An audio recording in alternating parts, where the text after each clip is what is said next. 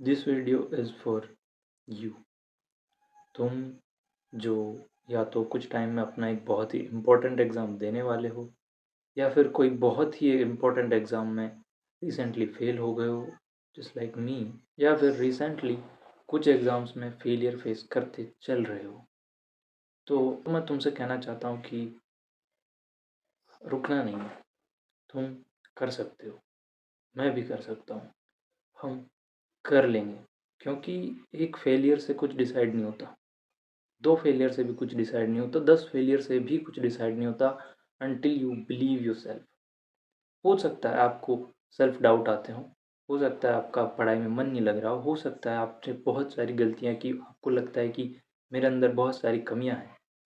पर ये एक अच्छी बात है कि आपको पता है, और जब तक अपन को पता है कि कमी क्या है, गलती क्या है, क्या नहीं हो रहा है, वो हम कर सकते हैं।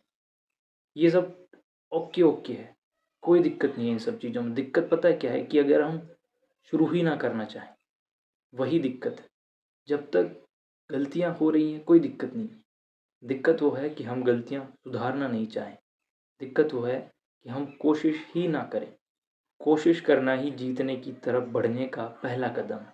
ऐसी मोटिवेट करने वाली वीडियोज़ मैं ज़्यादा बनाता नहीं हूँ, क्योंकि मैं कोई मोटिवेशनल स्पीकर नहीं हूँ।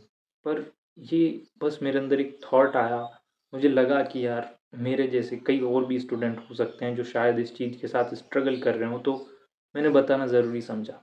मैं अपनी स्टोरी तुमको बताऊँ तो जब रिज़ल्ट नहीं आया था, जब पेपर हुआ था और रिज़ल्ट आने के बीच में, वो एक ऐसा टाइम था जब मुझे लगता था कि यार हो सकता है सिलेक्शन, हो सकता है ना भी हो।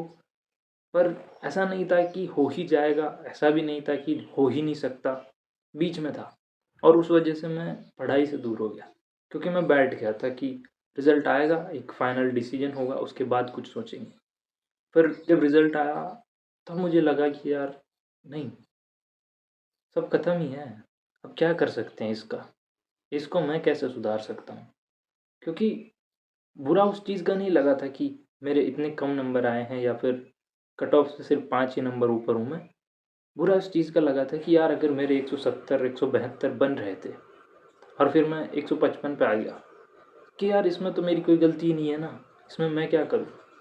पर जैसे जैसे टाइम निकला, जैसे जैसे दिन निकले, मुझे समझ में आया कि यार एक ठोकर लगना ना बहुत ज़रूरी होता है। कभी कभार क्या होता है, छोटा बच्चा होता है और चलना सीख रहा होता है, बहुत अच्छा चलता है, वो गिरता ही नहीं है, वो बहुत अच्छा चलता है, दौड़ रहा है, 2 पैरों पे चलना सीख गया है। पर कहीं न कहीं से वो अपनी गलती से नहीं गिरता है, पर कहीं न कहीं कोई पत्थर आ जाता है, कोई बॉटल आ जाती है, कोई लकड़ी आ जाती है बीच में, कुछ भी आ जाता है और वो गिर जाता है। तो उसमें उसकी गलती नहीं है कि वो गिर गया, पर उसकी गलती ये हो सकती थी कि वो अगर गिरने के बाद फिर से चलने की कोशिश ही ना करना चाहे। तो यही बात है कि अगर तुम भी अपनी गलती से नहीं रहे हो, किसी और की गलती से रहे हो, सिस्टम की गलती से रहे हो, पर शुरू करो फिर से, भरोसा करो खुद पे। और एक वो बात है कि मंजिल तक पहुँचने का जो रास्ता है ना, वो बनाना बहुत आसान हो जाता है अगर बनाने वाले लोगों को हारने का अनुभव हो। मतलब कि अगर वो रास्ता बनाने में हारने वाले लोग साथ में हों, जो पहले हार चुके हैं, अगर वो लोग रास्ता बना रहे हैं जीत तक जाने का, तो वो रास्ता बनाने में आसानी होती है।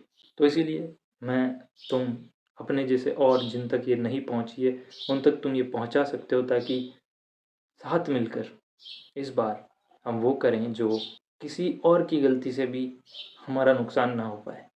तो इसीलिए यहाँ से मैंने सोचा है कि मैं हर संडे अपनी जो कुछ भी मैंने एक हफ्ते में किया है, जो कुछ मैंने पढ़ा है, जहाँ से पढ़ा है, जैसे पढ़ा है, जो कुछ याद हुआ है, जो कुछ गलतियाँ की हैं, जो कुछ सीखा है, जो कुछ भूला हूँ, जो कुछ कुछ भी, और क्या आगे करना है, वो सारी चीज़ें संडे के दिन एक वीडियो बना के मैं बताया करूँगा।